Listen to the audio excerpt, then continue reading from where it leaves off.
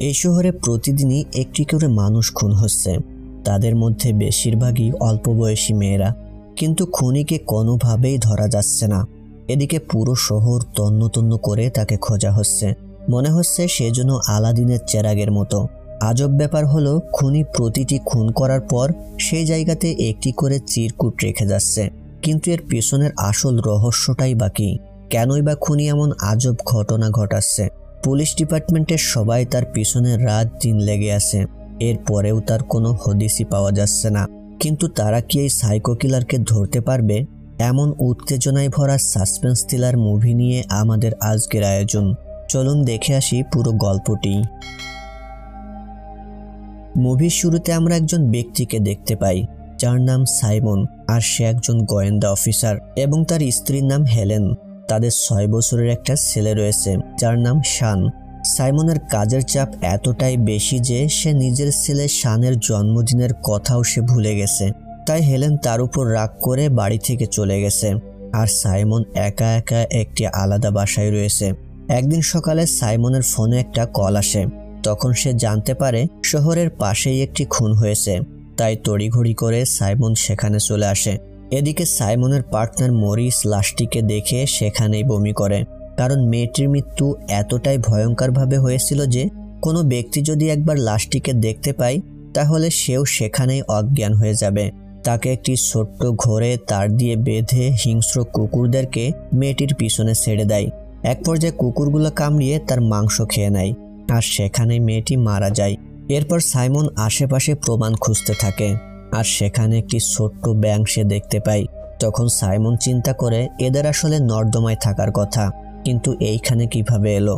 এরপর সাইমন লাশের পাশে একটি কাগজের টুকরো দেখতে পায়, যেটি তদন্ত করে তারা জানতে পারে সেইখানে লেখা রয়েছে কুকুরের খাবারের শাস্তি। অর্থাৎ যে মেয়েটি মারা গেছে তাকে কুকুরের খাবারের শাস্তি হিসেবে খুন করা হয়েছে। এদিকে ইন্সপেক্টর জেমস মেয়েটির পরিচয় জানতে পারে, তার নাম নওমি। সাইমন মেয়েটির বয়ফ্রেন্ডের সঙ্গে দেখা করতে যায়।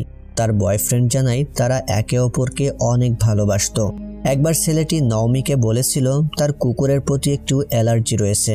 এরপর তখন থেকে নওমি সেই কুকুরটিকে ছেড়ে দেয়।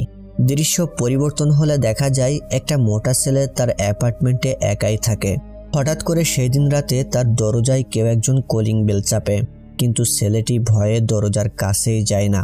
ঠিক তখনই দরজাটি এমনি খুলে যায়। ছেলেটি ভয় পেয়ে সেইখান থেকে রান্নাঘরে ছুটে আসে, আর একটি ছুরি নিয়ে পুনরায় দরজার কাছে আসে। কিন্তু দরজাটি খোলা মাত্রই আজব আকৃতির একটি লোককে সে দেখতে পায়, যার পা থেকে মাথা পর্যন্ত একেবারেই ঢাকা ছিল। চামড়ার মাস্ক পরা ওই ব্যক্তিটি তার হাতে থাকা যন্ত্রটি দিয়ে ওই মোটা ছেলেটিকে শক দিয়ে অজ্ঞান করে দেয়। দৃশ্য পরিবর্তন হলে দেখা যায় একটি পুরানো কারখানায় ওই মোটা ছেলেটিকে বেঁধে রাখা হয়েছে। ওই লোকটি ছেলেটিকে বলছে যে তুমি সারাদিন বসে বসে শুধুই খাবার খাও, কিন্তু কোনো কাজকর্ম কিছুই করো না। তোমার মায়ের উপর তুমি একটা বোঝা হয়ে আসো, আর এজন্যই তোমাকে শাস্তি পেতে হবে।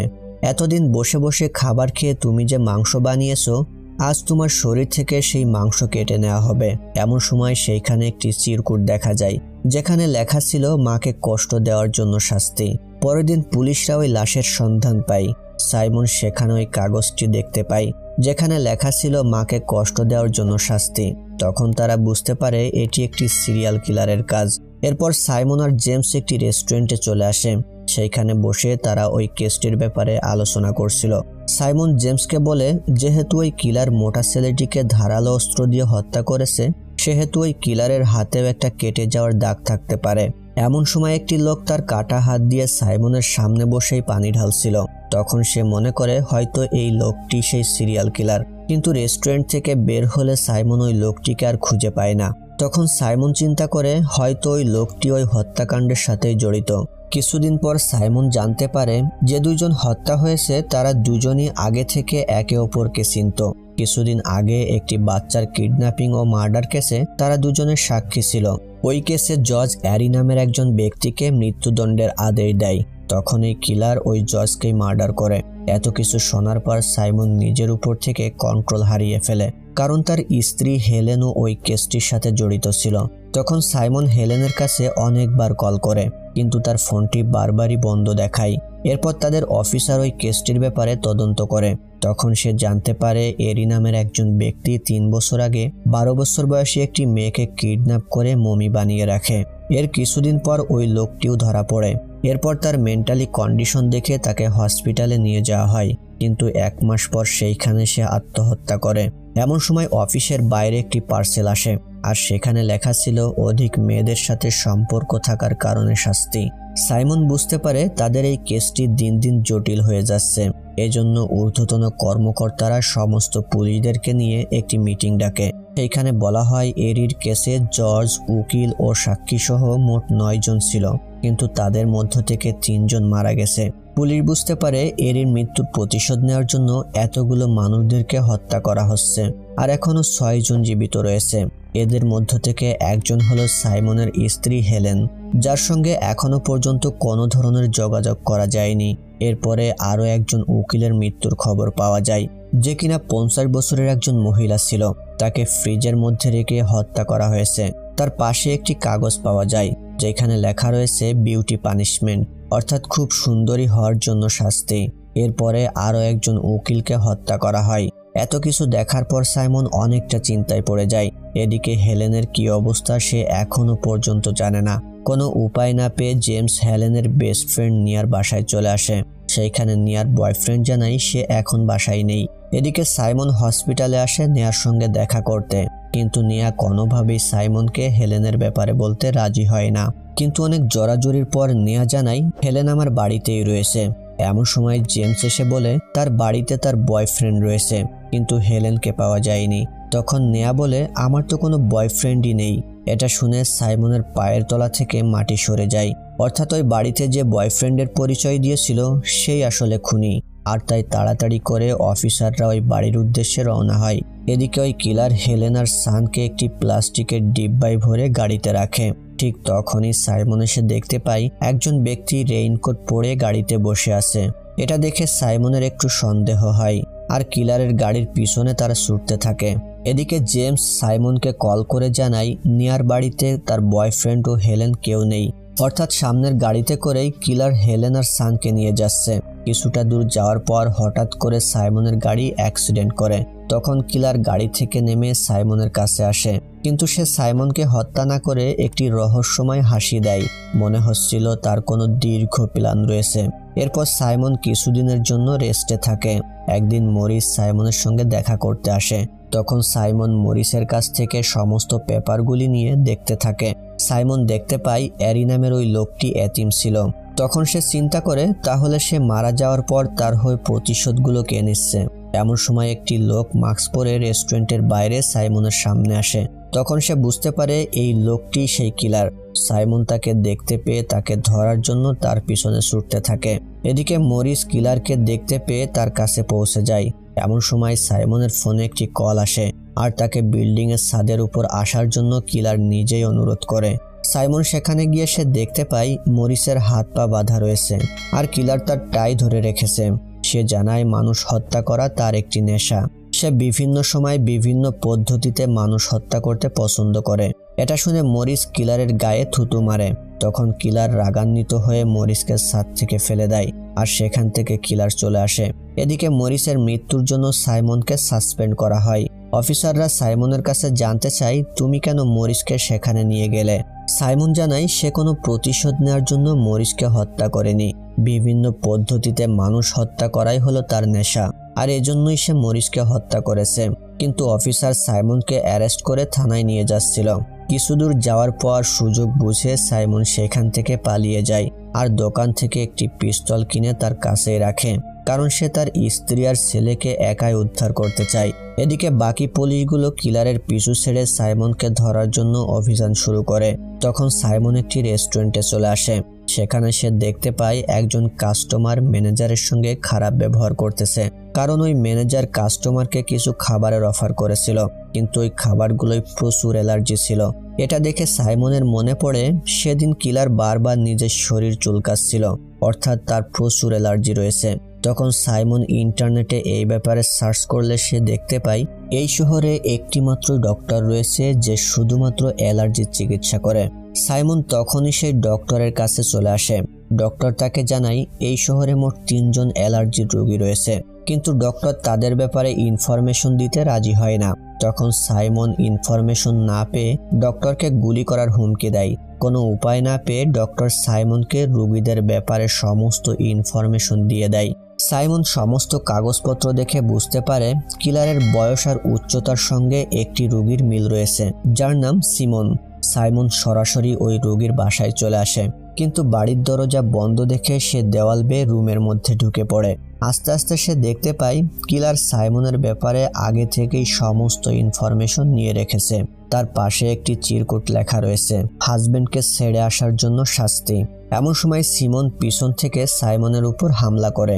তারা দুজনেই একে অপরকে প্রচুর আঘাত করে, কিন্তু এক পর্যায়ে সাইমন আঘাত পেয়ে বেহুশ হয়ে যায়। যখন সাইমনের জ্ঞান ফেরে তখন সে দেখতে পায় সে একটা জায়গায় বন্দী হয়ে আছে, আর পাশের রুমে তার স্ত্রী ও ছেলের মতো একটা মূর্তি রয়েছে। সাইমন আরও দেখতে পায় তার ছেলের হাতে একটি বক্স রয়েছে যেখানে লেখা রয়েছে গিফট ফর ড্যাডি। বক্সটি যখন খোলা হয় তখন দেখা যায় তার মধ্যে একটি সাউন্ড রেকর্ডার রয়েছে। ঠিক তখনই একটা মেসেজ আসে, তুমি যদি এই ঘর থেকে বের হতে চাও তাহলে সঠিক পাসওয়ার্ডটি বের করো। অর্থাৎ বক্সটির মধ্যে অসংখ্য পাসওয়ার্ড রয়েছে আর সেখান থেকে সঠিক পাসওয়ার্ড দিয়ে দরজা খুলতে হবে। সাইমন একটি পাসওয়ার্ড দিয়ে দরজাটি খোলার চেষ্টা করে, কিন্তু সে ব্যর্থ হয়। আসলে কিলার ভালো করেই জানে সাইমনের পক্ষে সঠিক পাসওয়ার্ডটি বের করা এতটাও সহজ না। এদিকে সিমন পুরো ঘটনাটি সিসি ক্যামেরায় দেখতে পেয়ে খুব আনন্দিত হয়। কোনো উপায় না পেয়ে সাইমন ওই টুকরো টুকরো পদার্থ দিয়ে ফিজলটি মিলাতে শুরু করে। এদিকে অফিসার জেমস ওই হসপিটালে আসে সাইমনের ব্যাপারে খোঁজ নেওয়ার জন্য, কিন্তু ওই মহিলা ডক্টর সাইমনের ব্যাপারে কোনো কিছুই জানায় না। এদিকে সাইমন বুঝতে পারে ফিজলটি তার ছেলের আঁকা একটি ড্র, আর তাকে যেভাবেই হোক এটি মিলাতেই হবে। অন্যদিকে অফিসার জেমস জানতে পারে 20 বছর আগে একটি আর্টিস্ট এক জাপানি কাপলকে হত্যা করে, কিন্তু এখনো পর্যন্ত সেই কেস আনসলভই রয়েছে। তাদের একটি ছেলেও রয়েছে যার শরীরে সানলাইট অ্যালার্জি রয়েছে, যার নাম সিমন। অফিসাররা আরও তদন্ত করে জানতে পারে সিমনের একটি ছোট বোন রয়েছে যার নাম টিয়ারা, অর্থাৎ অ্যালার্জি স্পেশালিস্ট মহিলা ডক্টর ছিল তার আপন ছোট বোন। এদিকে সিমন যখন সাইমনকে খাবার দিতে আসে তখন সাইমন তাকে বলে, আমি আমার স্ত্রী আর ছেলের সঙ্গে একবার কথা বলতে চাই। এটা শুনে সিমন বলে, যখন তুমি বাইরে ছিলে তখন তো তোমার স্ত্রী আর ছেলের জন্য এতটা মায়া লাগেনি, তাহলে এখন কেন এত মায়া লাগছে? তুমি যখন এই ফিজলটি মিলিয়ে পাসওয়ার্ড বের করতে পারবে তখনই তুমি বাইরে গিয়ে দেখতে পাবে তোমার স্ত্রী আর ছেলে এখনো জীবিত আছে কিনা। সাইমন এক পর্যায়ে ফিজলটি মিলাতে সক্ষম হয়, আর সে দেখতে পায় ফিজলটিতে একটি পাসওয়ার্ড রয়েছে, আর সেইটা দিয়ে ওই রুমের দরজাটি সে খুলে ফেলে। যখন সে ওই রুম থেকে অন্য রুমে যায় তখন সে দেখতে পায় হেলেন আর সানের কাটা মাথা রয়েছে। এটা দেখে সাইমন আত্মহারা হয়ে পড়ে। এদিকে সিমন পুরো ঘটনাটি সিসি ক্যামেরায় দেখছিল, আর সামনেই সান আর হেলেন বসেছিল, অর্থাৎ ফ্রিজের মধ্যে যে কাটা মাথা ছিল তার নিজের হাতের তৈরি এটি। সিমন নিজে নিজেই বলতে থাকে, এটি হলো আমার অন্যতম ট্যালেন্ট। পাশ থেকে হেলেন বলে, তোমার কোনো ট্যালেন্টই নেই। এটা শুনে সিমন রেগে গিয়ে হেলেনকে বলে, আমাকে তোমার স্বামী খুনি বানিয়েছে। এরপর সিমন মাস্ক পরে সাইমনের সামনে আসে। তখন সাইমন তার কাছে থাকা বন্দুক দিয়ে এলোমেলো গুলি চালাতে শুরু করে। এর মধ্যে পুলিশ অফিসাররাও সিমনের বাড়িতে চলে আসে। সিমন কোনো এক ফাঁকে তার মাস্ক হেলেনের মাথায় পরিয়ে দেয়, যেন সাইমন হেলেনকে সিমন মনে করে গুলি করে হত্যা করে। কিন্তু হেলেনের আওয়াজ শুনে সাইমন বুঝতে পারে এটি আসলে তার স্ত্রী।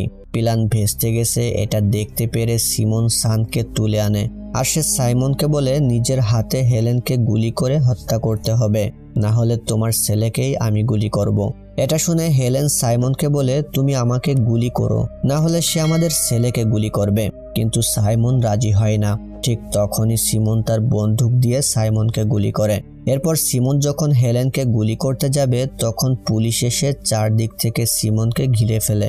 কোনো উপায় না পেয়ে সিমন পালানোর চেষ্টা করে, আর যখনই বাড়ির বাইরে বের হয় ঠিক তখনই তার সানলাইট অ্যালার্জি শুরু হয়। এমন সময় পুলিশ অফিসাররা সিমনকে অ্যারেস্ট করে। কিছুদিন পর টিয়ারা সিমনের কাছে আসে। তখন সে দেখতে পায় সিমনের অবস্থা খুবই খারাপ।